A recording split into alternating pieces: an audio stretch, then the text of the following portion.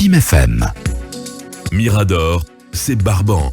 Les antivaleurs sous les fourches codines de nos chroniqueurs. Comme je l'annonçais, nous parlons encore du Premier ministre Mohamed Beavogui. L'État est obligé de payer 2700 francs guinéens sur chaque litre que vous dépensez. L'information a été donc lâchée par Mohamed Beavogui sur le plateau du journal télévisé de la RTG avant-hier samedi. À lui donc d'ajouter que le prix du baril est passé pratiquement à $140. Vous comprendrez que c'est difficile, a-t-il déclaré. Ce qui dépasse donc toutes les prévisions sur lesquelles le gouvernement avait tablé aux premières heures de la prise du pouvoir par le CNRD. Ce message du Premier ministre sonne comme donc une annonce voilée d'une inévitable augmentation du prix du litre du carburant à la pompe, une hausse qui n'est peut-être qu'une question de temps. Alors Mirador s'intéresse à cette sortie du PM à Talibé Bari. Est-ce que, et comme on l'a dit, on l'entrevoit, il faut s'attendre de façon inévitable à l'augmentation du prix du carburant à combien exactement en faisant la différence de ces 2700? Écoutez, on n'a pas le don de lire dans une boule de cristal. Toujours est-il que le Premier ministre, en s'exprimant ainsi, nous laisse entrevoir qu'une hausse du prix du carburant est inévitable. Peut-être le débat, c'est à quelle proportion? Parce que le litre est vendu actuellement à 10 000 francs. À 10 000 francs. Le Premier ministre dit justement dans cette interview, vous comprendrez que c'est difficile. Alors que nous avons fait un calcul pour un équilibre, il est à $129. Ça laisse penser que le prix, les 10 000 francs actuels, avait été fixé en estimant que jusqu'à $129, les 10 000 francs étaient d'actualité. Maintenant que le baril est à $140, cela fait dire au Premier ministre que disons, il y a une marge. Pour être honnête et transparent avec les Guinéens, sur chaque litre que vous dépensez, l'État est obligé de payer 2700 francs.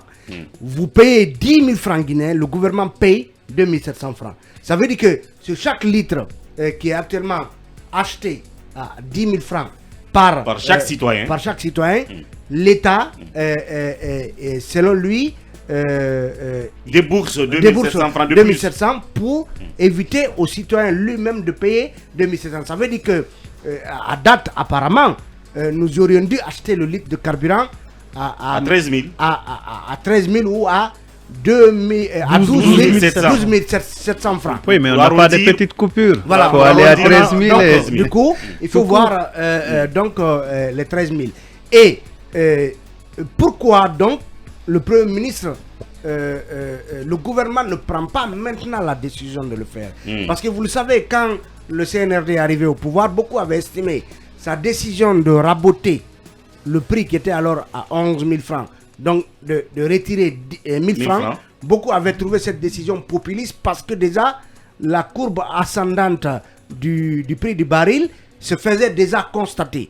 Donc aujourd'hui, si on part d'un litre à 13 000, ça veut dire que si le gouvernement avait laissé le prix à 11 000 francs, il n'aurait à rehausser ce prix que de 2 000 francs pour faire les 13 000. Donc aujourd'hui, il est obligé de le rehausser donc pour couvrir les 2 700, et puisqu'il n'y a pas de petite coupure, et couvrir les 3 000 finalement, il lui faut rehausser donc de 3 000 francs et faire 13 000 francs. 13 000. Et pourquoi, la question, pourquoi pas maintenant que déjà le gouvernement estime subventionner le carburant? Peut-être parce qu'ils estiment ils veulent éviter peut-être des remous sociaux. Oui, bien sûr, on a écouté les femmes le 8 mars qui ont pratiquement invectivé le gouvernement pour dire que nous en avons assez donc de la tendance haussière des prix sur les marchés, l'inflation qui devient galopante et les prix le prouvent sur le marché. Pourquoi pas maintenant? Peut-être que vous le savez, il y a le Ramadan qui pointe à l'horizon. On est pratiquement à 2 semaines du début du Ramadan. Tout à fait. Donc le gouvernement ne se risquerait pas à augmenter le prix du carburant parce que cela ferait s'envoler les prix donc sur les marchés et rendrait le ramadan plus difficile pour les citoyens. Ça ramène il y a un an en arrière, justement sous Alpha Condé, le même débat s'était posé. Oui. Vous vous rappelez l'augmentation qui a été décidée, le président avait estimé qu'elle devait intervenir avant le mois de Ramadan, mais on a dû reporter ça après le mois de Ramadan. Lui-même, en fait, selon ce que nous a appris Alpha Condé, c'était lui-même opposé à une augmentation, sauf après le mois de Ramadan. Donc on est pratiquement dans le même schéma, mais d'ici là, est-ce que la nécessité d'augmentation tournera toujours autour de 3 000 francs?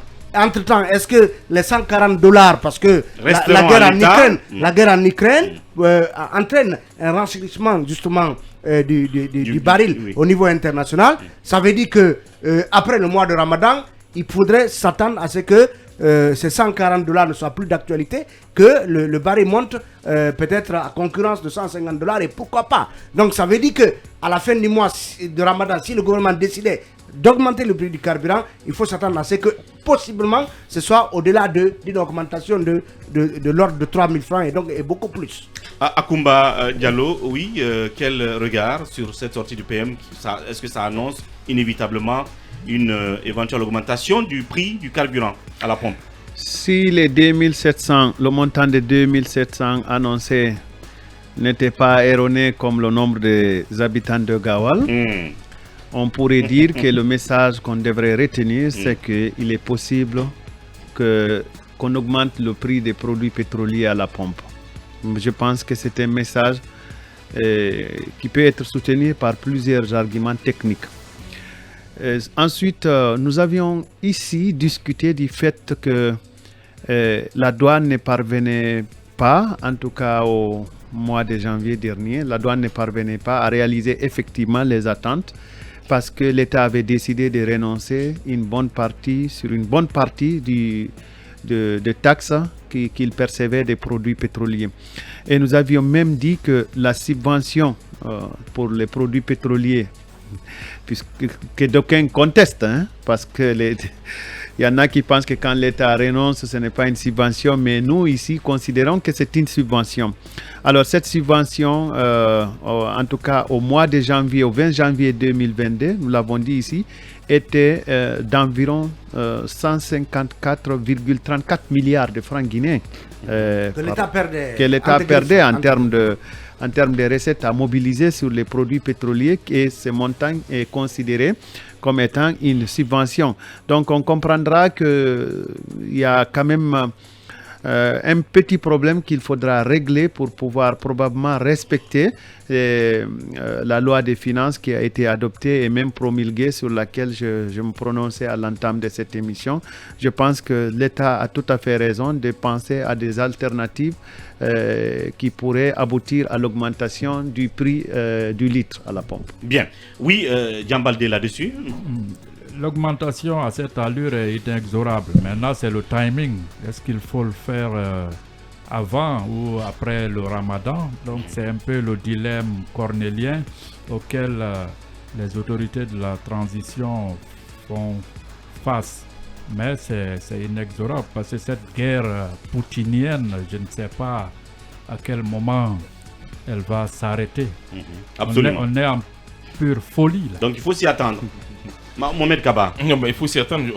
On l'a rappelé il y a 2 semaines en arrière, on s'est posé des questions. Vous savez, gouverner, c'est anticiper. Moi, je crois que, d'abord, j'attire l'attention de la SONAP, qui est la Société nationale de pétrole, de proposer déjà des notes techniques acquis de droit et que le ministre des Finances ne soit pas hésitant. Parce que ce qui reste clair, le prix des produits pétroliers, on va constater une augmentation dans les semaines qui suivent. Ce n'est pas lié à une question de Ramadan.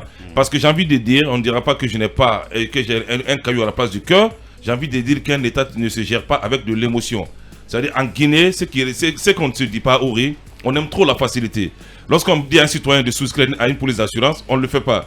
Lorsqu'on prélève les impôts sur le revenu, on crie au scandale. Les prix sont chers, on crie au scandale. Qu'est-ce qu'on veut en faire le compte à la République de Guinée? Est-ce qu'on va continuer à vivre dans cette facilité? Je me dis que non. Donc à la SONAPO et au ministère des Hydrocarbures de prendre des dispositions idoines rapidement et de communiquer sur les prix et la flambée des prix à l'international. Essayer de préparer les esprits à cette probable augmentation du prix des produits pétroliers. Ce qui reste clair, cette augmentation, elle sera inévitable. Qu'on se prépare vraiment à l'adapter et à l'adopter dans le prochain comportement. Bien. Vu que le prix à l'international a augmenté, pourquoi pas en Guinée? Bien, oui, Emmanuel, là-dessus, pour terminer. Oui, je pense, je rejoins aussi au moins l'avis selon lequel une augmentation est inévitable. On va y aller vers.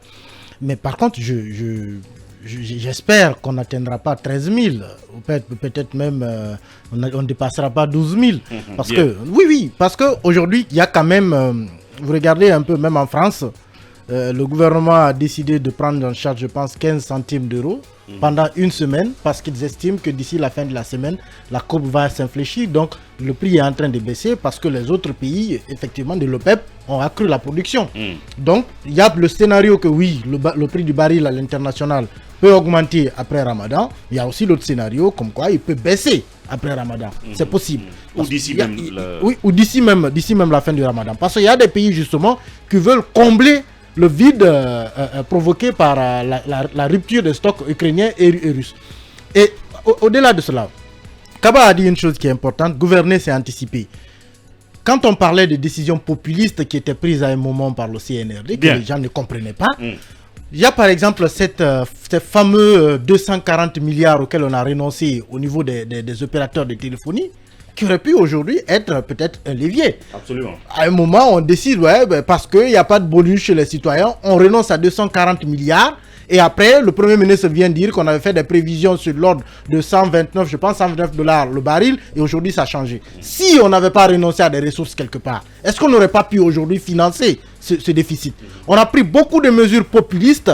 Parce que tout simplement, je le dis, on a voulu démolir tout ce qu'Alpha Condé a laissé sur place parce qu'on considérait que tout était mauvais. Or, tout n'était pas mauvais. C'est très bien quand dit.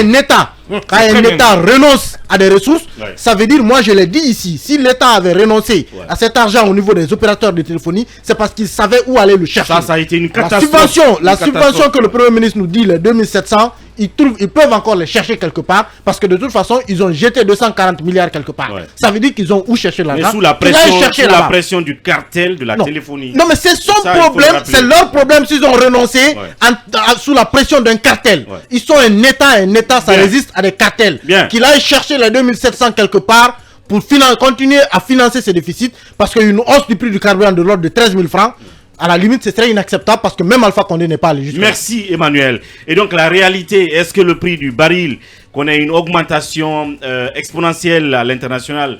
La réponse est bien entendu oui. La conséquence serait telle que le prix augmente localement, vous l'avez écouté. C'est bien entendu oui, mais apparemment le gouvernement attendrait après le Ramadan pour passer à l'augmentation. Mais d'ici là, a-t-il les reins solides pour continuer à supporter les 2700 francs de marge et de différence? C'est la question que nous nous posons et nous restons là-dessus. Justement, le temps pour nous de passer à autre chose et c'est bien entendu le dossier d'enquête.